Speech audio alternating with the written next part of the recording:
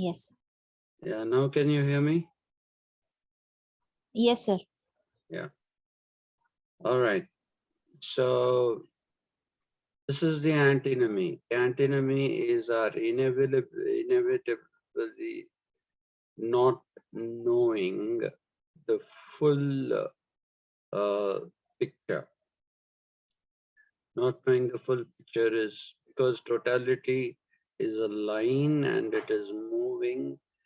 If we are at one place, totality has moved to this place, and if we have moved here, totality has moved here.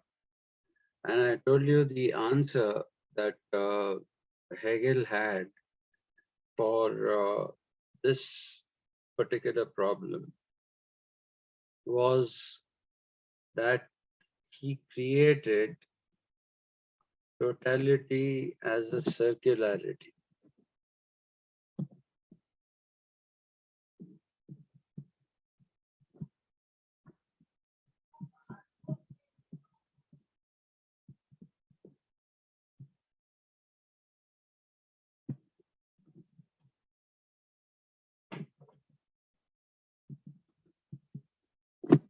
Totality as a circularity. So what Hegel is doing basically is doing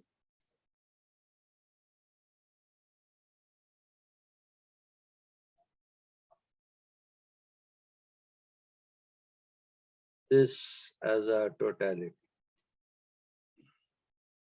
Now, mind you, this isn't a, I told you that day, this isn't an arbitrary change that was carried out by, it was not an arbitrary change carried out by Hegel. There's a great deal of science behind it. But before we go to that, let me introduce you to a few German terms. One of the terms which is used increasingly in the context of Hegel and Kant is this particular term.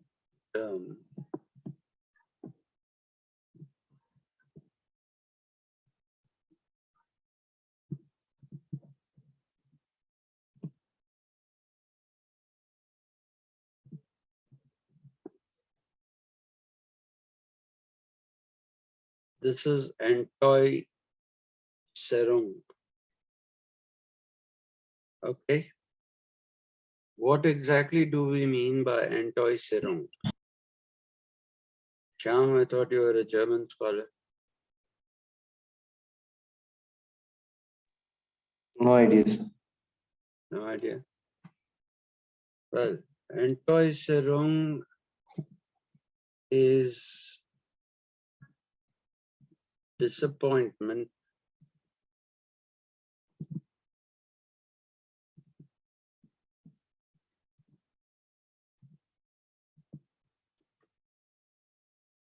at not reaching goals.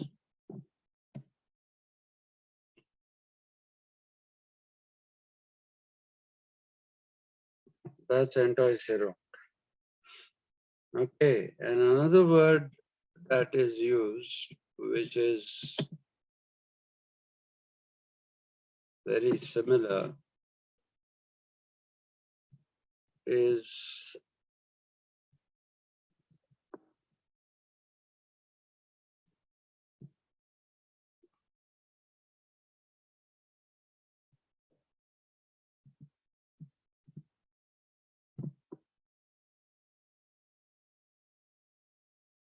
okay, Enttäuschung.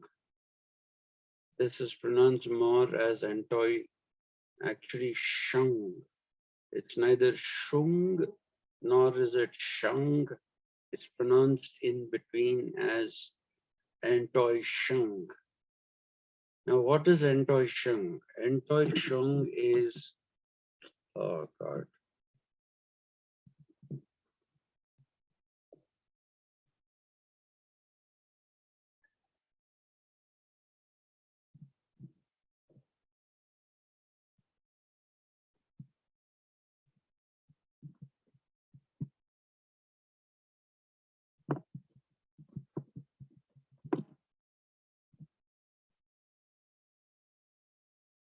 it is being let down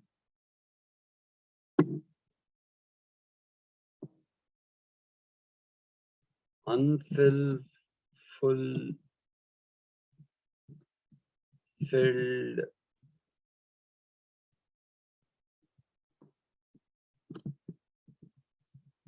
purpose, etc.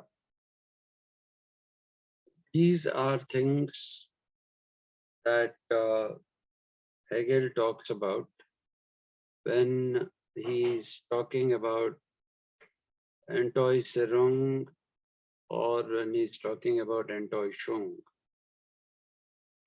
Both are very similar sounding, have similar meaning, but they aren't exactly the same two words. Please remember that in no language do you have the same two words making an appearance. Now, this is all very arbitrary the way I'm going.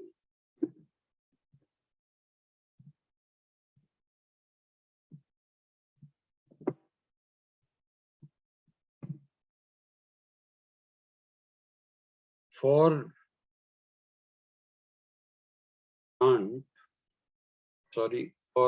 Hegel, the way of doing or understanding the world is through Entfremdung. Entfremdung. That is the word that he uses. And if you actually take it into English, it basically means well-rounded.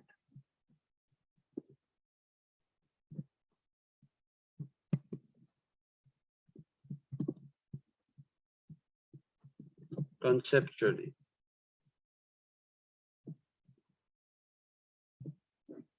Conceptually well-rounded. So I told you the other day that he was taking the help of a number of scientists.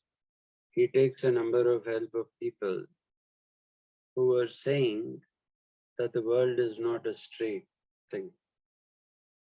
Okay, a number of astronomers, mathematicians, all of them had a tendency to say that if you stand on a seashore or if you stand on a high mountain and look at the earth, it looks like the ceiling is dipping.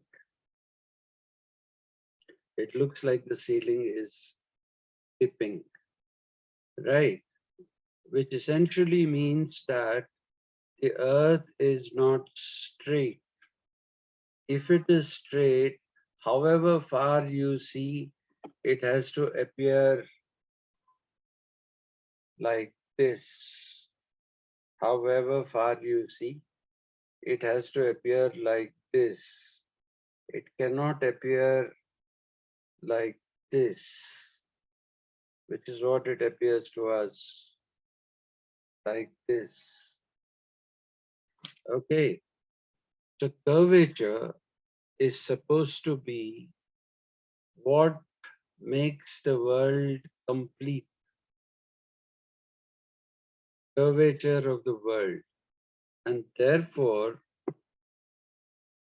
Hegel described his totality as a circularity.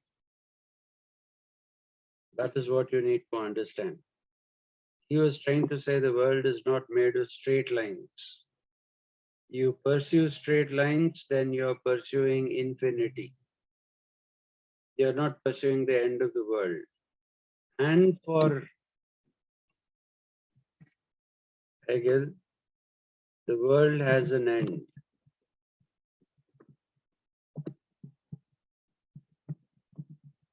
In two senses.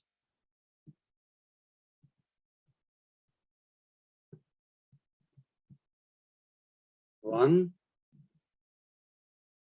is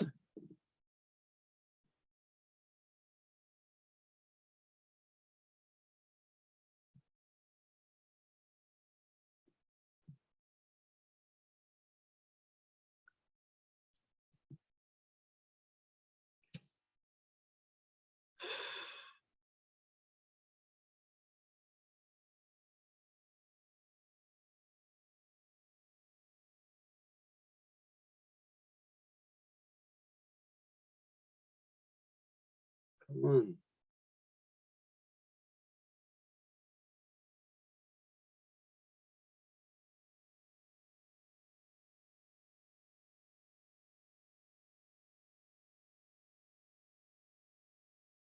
It is an end in two senses. One end is that it enters into an ending.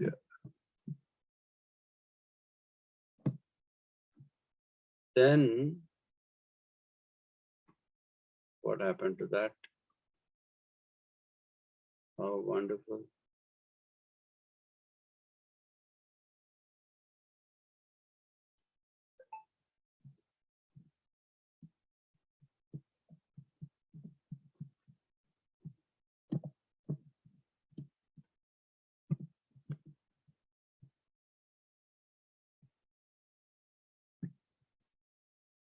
What am I typing?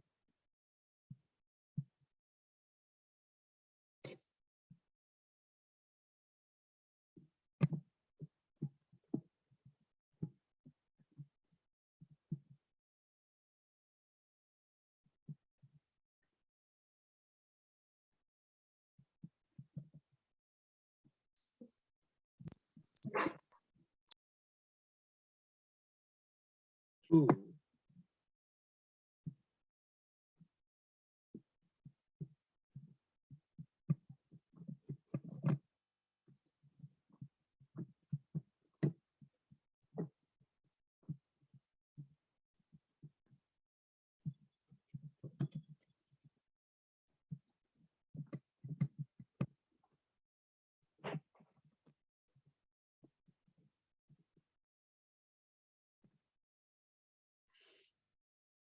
Let's try to understand this world as a physical end.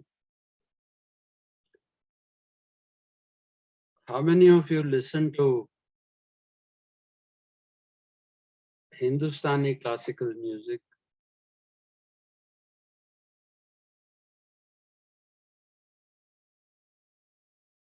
Nobody listens to Hindustani classical music.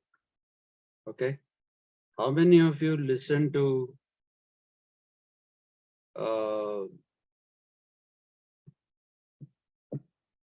Carnatic classical music?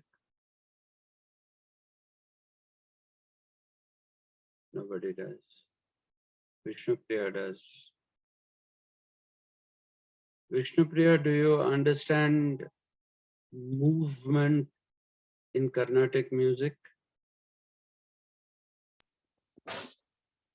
Sir, can you tell me again what is the word? Movement. No, sir. See, a movement is typically like this. Gamapadani sanadan, Gamapadani satanadan. That is a movement. Yes. It is a number of notes strung out. Okay. Now, when you want to add two new notes to this, however many, there are 6 or 5, I don't know. Right? Now, what will you do if you have to use, you're now using Gama Pada Nisa Ga. Now you want to add Sa and Re to that. Gama Pada Nisa Sari. So, if you're saying Gama Pada Nisa Sari, you don't say it there immediately. You say Gama Pada Nisa Sari. And then if you decide you want to add 2 more notes or 3 more notes, Magarisa, then you'll say Gamapada pada nisa sari kamare or whatever I forgot the notes. Okay, Magaris. Mm. you have to keep coming back to the beginning note to Mm. add new notes. You Okay. understand that? Okay. Mm. So the movement of Indian classical music, whether it is Carnatic or whether it is Hindustani, Mm. is circular. Okay. Mm. Okay, you start with one music, one notation, you keep going around that notation, Mm. come back, you want to add two more notes, come back, add two notes, come back, you want to add three more notes, add three more notes, but come back, you want to add four more notes, add four more notes.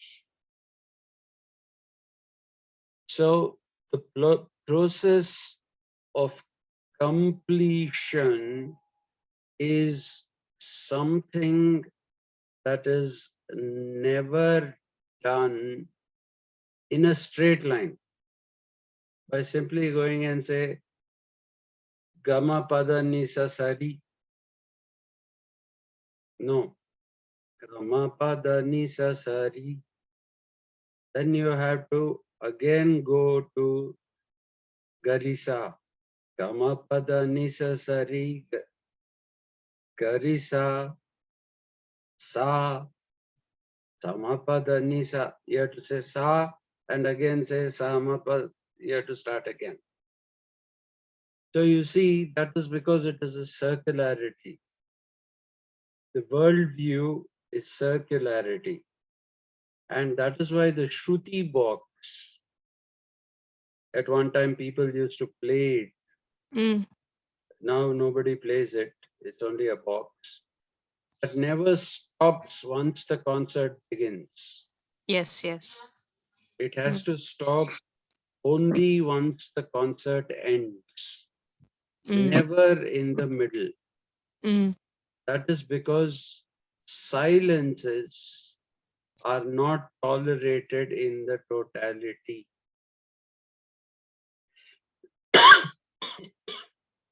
In So Indian, actually, I heard of something called Grahabedam in Carnatic music. you have got me at all Graha's ends.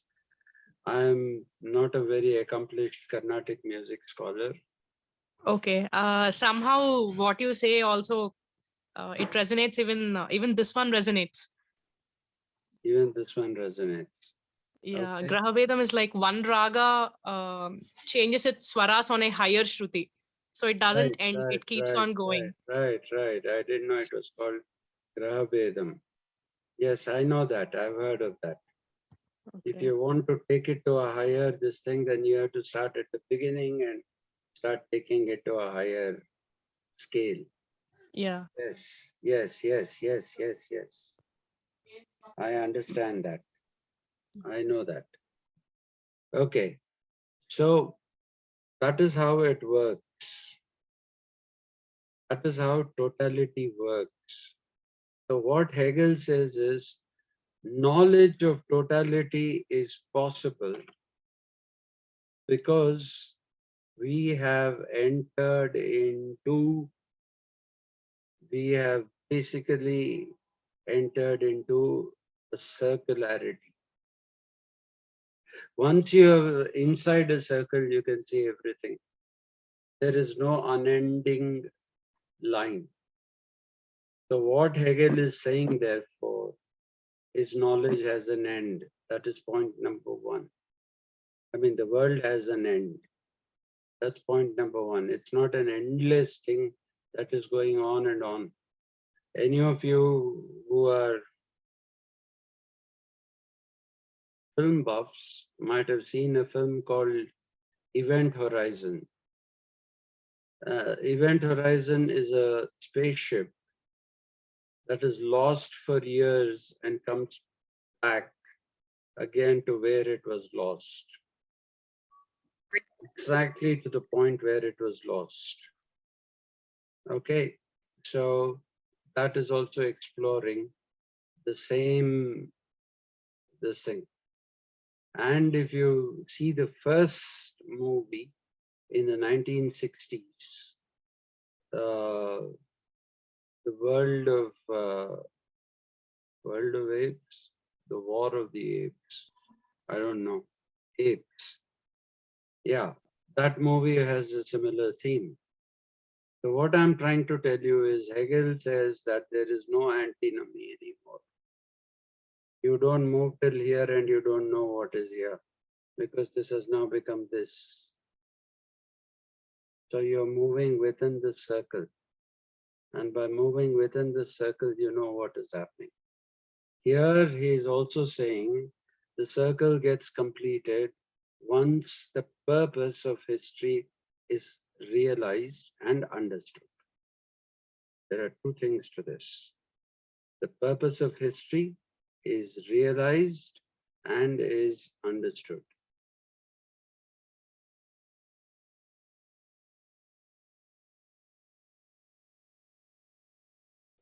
Yeah, if you say it's a game of word building, yes, you have to. You have to. Yes, you can't not take the previous word into consideration and say, I will build a new word. And you can also not say, I'll not take the next word into consideration. Yes, it is like a building. Why do you have to type? Say it to me. It will save time. Yes, sir. Suck it to me, as some people would say.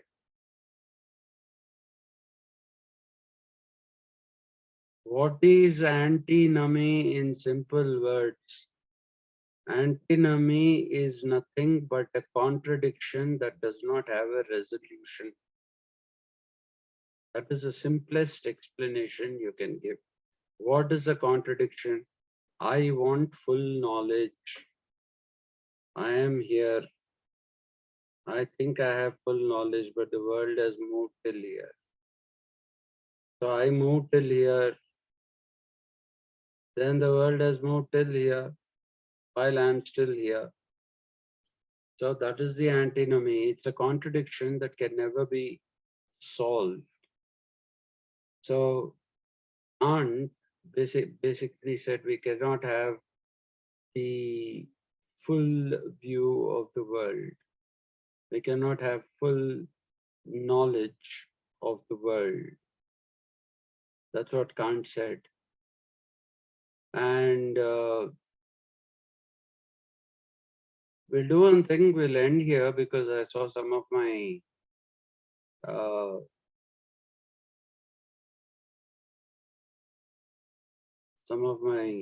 PhD students. Vishnu Priya came with a vengeance today. She wore boxing gloves. Over that, she wore iron gauntlets. And she said, I'm going to give this fellow a sucker punch in his What made you face. think so, sir? I think all kinds of things. Just like that. Just like that, I think. Why should I think? Because of a reason. I am the unreason. But you are leveling a lot of allegations on me. Baseless ones, that too. Baseless ones, huh? Yeah. Everybody who knows me knows I talk nonsense. Okay? Okay. Everybody knows that. So don't get too carried away and feel, oh my God, he's saying all these terrible things. Sure, sure. No problem, I say sir. worse things to our Mr. Aditya Puri. No, what? Puri Shetty. Hey, I call him Aditya Puri. What is Aditya Puri in Tamil, Puneet? I don't know, sir. That will be his answer. Okay, so sorry about that initial bit today. I'll have to try and get the thing fixed up. So I'll see you tomorrow in the class at 11 o'clock, and no class for the researchers tomorrow. Only, or do researchers also want a class? If you want a class, I am game for it. I love to yap. No? Okay, you still have time anyway. So the rest of the people are coming. Sham, Akshay, Padma.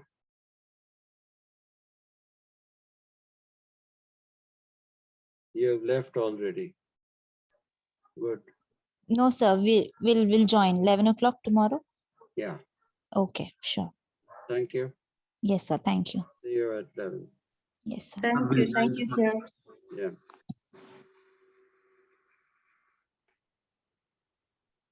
The rest of you can just get out of the meeting once so that I can convert that recording into a meeting.